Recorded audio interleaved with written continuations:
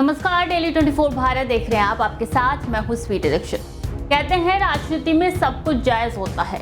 नेता लोग बड़े बड़े वादे कर तो लेते हैं, लेकिन जब वादों को पूरा करने का वक्त आता है तब उनके कानों पर जू तक नहीं रेंगती है। बात इसी पर खत्म नहीं होती है। कभी कभी तो चुनावों में नेताओं से ज्यादा उनके पोस्टर दिखने लगते हैं। आप इस वार को पोस्टर वार भी कह सकते हैं। एक पार्टी का नेता दूसरी पार्टी के लिए पोस्टर निकाल रहा है तो दूसरी पार्टी पहली पार्टी के लिए पोस्टर निकलवा रही है, और ठीक ऐसा ही इस बार के चुनावों में देखने को मिल रहा है।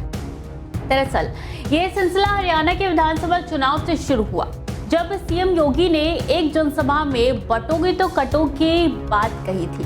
तब से ही हर पोस्टर पर है ये नारा देखा जा रहा है।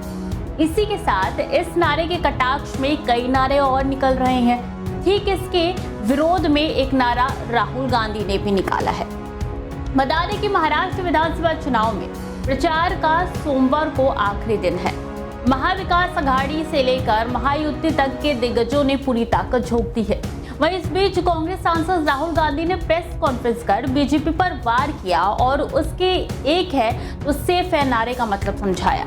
इस दौरान राहुल गांधी ने तिजोरी से एक है तो सेफ है का पोस्टर निकाला। इसके अलावा राहुल ने उस बॉक्स से गौतम अडानी और पीएम मोदी की भी फोटो निकाली और उसके एक साथ होने का प्रूफ दिया। कांग्रेस नेता ने धारावी की भी एक तस्वीर दिखाई। इस दौरान राहुल ने कहा कि पीएम मोदी का स्लोगन है एक है तो सेफ है। सवाल है कि एक कौन है, सेफ कौन है और सेफ किसका है? इसका जवाब है एक नरेंद्र मोदी, अडानी, अमित शाह है और सेफ अडानी है। वहीं इसमें नुकसान महाराष्ट्र की जनता का है, धारावी की जनता का है। धारावी का भविष्य सेफ नहीं है। एक के लिए धारावी को खत्म किया जा रहा है, धारावी की जमीन छीनी जा रही है। राहुल ने कहा कि ये चुनाव विचारधारा का चुनाव है। महाराष्ट्र का चुनाव गरीबों और चंद अरबपतियों के बीच का चुनाव है। अरबपति चाहते हैं कि मुंबई की जमीन उन्हें मिले। करीब 1 लाख करोड़ रुपए एक अरबपति को देने के लिए तैयार है। कांग्रेस पार्टी की सोच है कि महाराष्ट्र के किसानों, गरीबों, बेरोजगारों की मदद हो।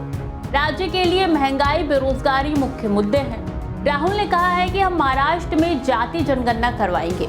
उन्होंने कहा है कि हम दिल्ली में भी बोल चुके हैं कि जाति जनगणना कराएंगे, जिसकी जितनी आबादी उसकी उतनी हिस्सेदारी होगी।